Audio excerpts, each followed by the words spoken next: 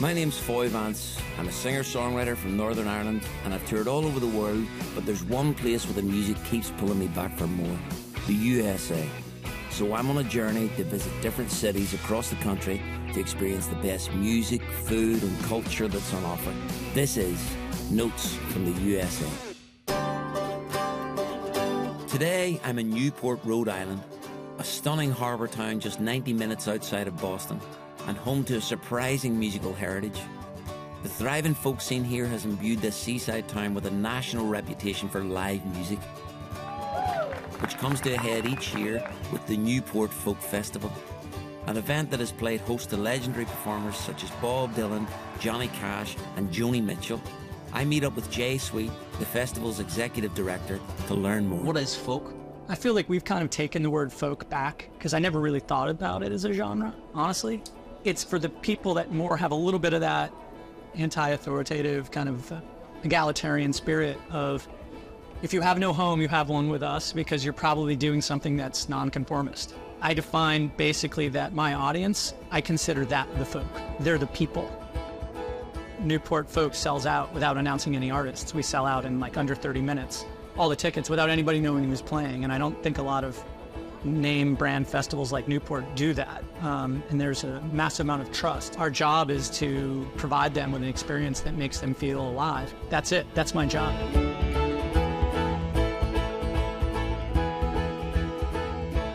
'50s in the States was just, it was not that hip. From the very first festival, it was all about, set up as a place really as a safe haven for all the misfit musicians, I called them. There was need to be a safe space for these artists that were kind of speaking truth to power, to have a place to do it. It's a pretty heavy flame to keep lit. Yeah. Because what you're doing is you're playing off these people that have these memories that go half a century. Since the festivals have happened, I think there's been an incredibly amazing scene here. There's just music just on every street corner. If you want to see more music than you've seen in any kind of given period of time, you'll see more music than you've seen anywhere else in the world for, that amount of time. It's truly remarkable. It's amazing to hear from Jay about the musical history that has transpired here in Newport. Like Bob Dylan's first electric performance that took place at the festival back in 1965 and is now regarded as a pivotal moment in the history of rock.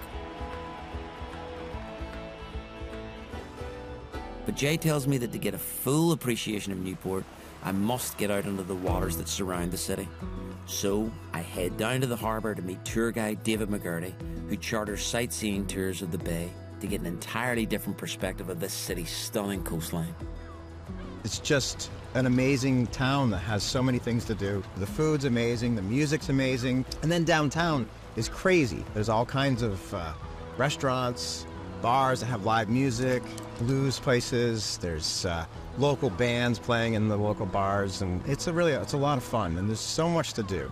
And I love the fact that I can hop on my boat and be out in the bay in 2 minutes. We're gonna go out and see everything you can't see from shore. Some amazing houses and amazing boats. Sounds like a plan. Let's head out. While exploring in and around Newport, you're never far from the water's edge.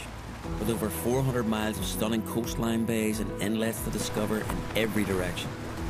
But there's nothing like being out on the water itself to get a full picture of this historic town.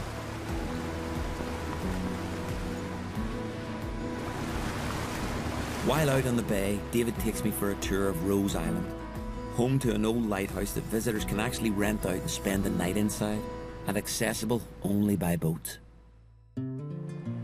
Basically bed and breakfast without the breakfast. So you bring all your food out, you cook on the gas grills, and you got a nice place to sleep when you're at night. You can definitely come out here. You could rent the whole lighthouse if you want to. This is genuinely a place I'd love to come and just... it's ideal to write songs to get away from everything, and this feels a million miles away from anywhere.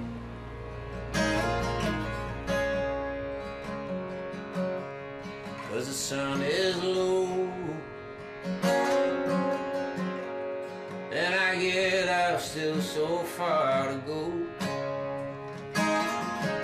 And my lonely heart is beating so.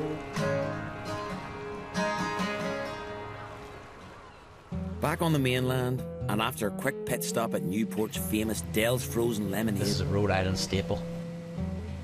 Well, that's delicious. I head off to meet Bill Bartholomew, a local musician, journalist, and folk enthusiast who has offered to let me in on some of his favourite local spots. What is it that makes this like some kind of epicenter for original music? I think it actually can be zoomed out even further to just art. And this island has really important indigenous history. It has really important colonial times history here. And there's been a tradition of writers, painters. If you look back through the history of Newport, it's been this continuous development of this magical kind of cultural epicenter. And obviously it's a great infrastructure for us as artists, but really it's for anybody out there that wants to jump in to this type of scenario. If you're looking for a place where you can turn up and find music, original music in particular, if you're looking for great food, a great environment, great outdoor stuff, then Newport, Rhode Island is that place. All different walks of life, including the artist class that have sort of established this identity.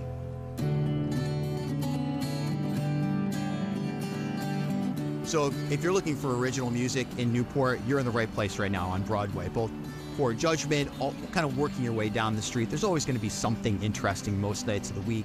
I think the best part of the music scene in Newport is the underground community, which is totally open to the public. We're actually throwing an event tonight with some local acts. I'll be performing as well, and this is at an outdoor spot. I'd love you to come tonight. The venue's called Bliss. I've got my head in a cage, but it's okay, 'cause it feels easier that way.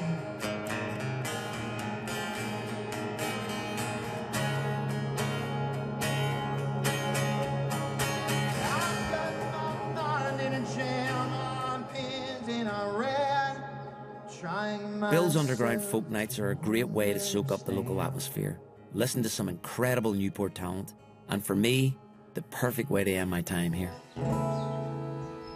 Then without a warning, you looked in my eyes. I could tell that soon the sun was sure to rise. Newport has surpassed my expectations entirely. It's a city rich with artistic heritage and understandably renowned for its culture of live music. But what strikes me is how all this excitement is set against such a stunning coastal landscape, full of charm and tranquility.